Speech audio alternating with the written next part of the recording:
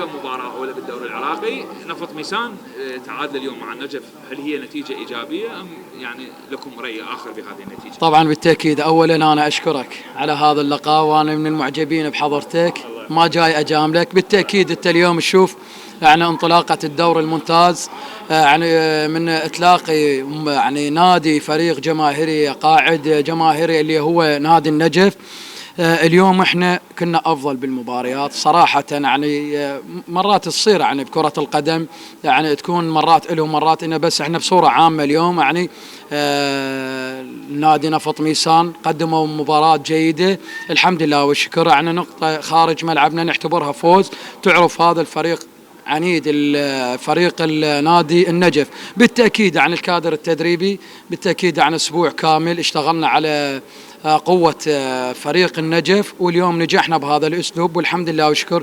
كنا أقرب إحنا إلى الفوز، بس تعرف هاي كرة قدم كل شيء بيها فوز وخسارة وتعادل. بالتأكيد إحنا ككادر تدريبي مطمنين على هاي النتيجة، لأن تعرف مهما يكون فريق النجف فريق يمتلك عناصر جيدة.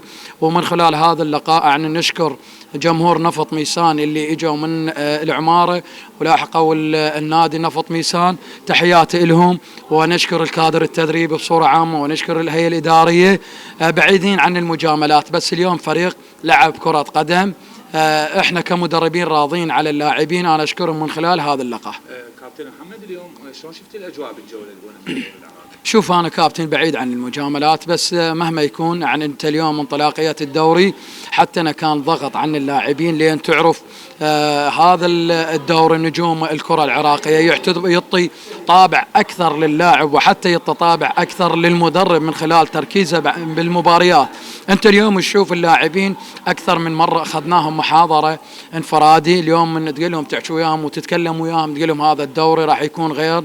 الحمد لله وشكر خطوات كالاتحاد العراقي أنا أعتبرها جيدة، وإن شاء الله إحنا نستمر من خلال نصائح الاتحاد العراقي. وبالتأكيد إحنا كمدربين وكلاعبين بدنا إن شاء الله نتطور، وعدنا الطاقة اللي نخدم هذا التفكير. يعني إحنا الحمد لله، يعني مش عايز أقول إننا إحنا أدينا مباراة كويسة فنيا بدنيا، استحوذنا على فترات كتيرة جدا من المباراة، وصلنا في مشكلة في الثلث الهجومي، يعني أهدرنا فرص، يعني فرص كانت ممكن تبقى فرص فينا للفوز وكده.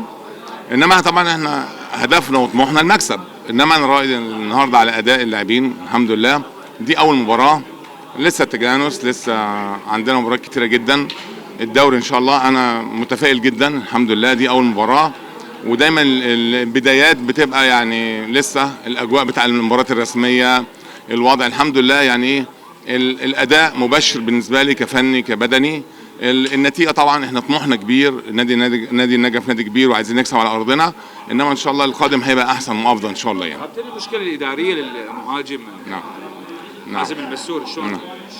يعني طبعا دي مشكله، احنا كنا مرتبين اوراقنا على حازم وكده، وحصل خطا ما او ايا كان فين الخطا، انما احنا ما فيش مشكله. احنا بنتعامل يعني حوالي 12 مباراه يعني لحد ما يفتح القيد الشتوي، انما احنا مرتبين اوراق معينه، يعني بنتعامل مع الواقع. وانا ثقتي في اللاعبين في الثلث الهجومي ان شاء الله مع الوقت هيتطوروا ان شاء الله. انما ما فيش شك طبعا النهارده غياب حازم مؤثر، غياب اسعد برضه مؤثر. ان شاء الله باذن الله القادم احسن ان شاء الله. يعني كابتن، كمباراه لك في الدوري العراقي اليوم شلون شفت البنيه التحتيه؟ شلون شفت؟ لا النهارده اجواء بصراحه اجواء مثاليه، ملعب على اعلى مستوى، جماهير على اعلى مستوى.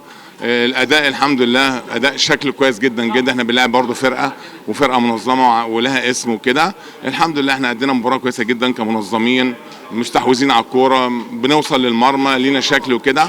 انما القادم هيبقى احسن ان شاء الله باذن الله. بالتوفيق ان شاء الله. مباراه اولى بالدوري العراقي، اليوم نتيجه التعادل هل هي يعني ايجابيه لنفط ميسان؟ بسم الله الرحمن الرحيم. يعني مثل ما تعرف كل بدايه يعني الكل فرق تكون مباراه صعبه، يعني مثل ما تعرف يعني مباراة خارج أرضنا، يعني أمام فريق النجف فريق كبير يعني يمتلك لاعبين على مستوى عالي.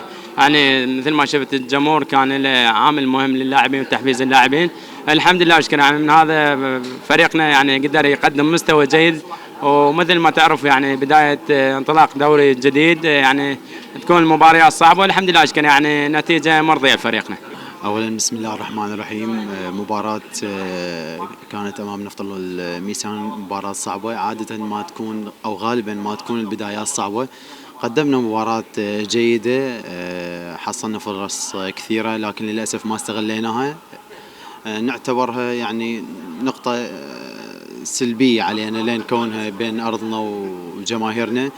إن شاء الله نحاول نتلافى هاي المباراة وننساها، نعوض بالمباريات القادمة إن شاء الله. نحاول الاستعداد بشكل جيد لمباراتنا القادمة أمام زاخو داخل أرضه وجماهيره. نادي زاخو فريق جيد، وإن شاء الله كذلك إحنا بالمقابل فريق جيد وعندنا عناصر جيدة. إن شاء الله نحاول الاستعداد بشكل جيد للمباراة القادمة ونحقق نتيجة إيجابية تليق بنا واللي تليق باسم نادي النجف.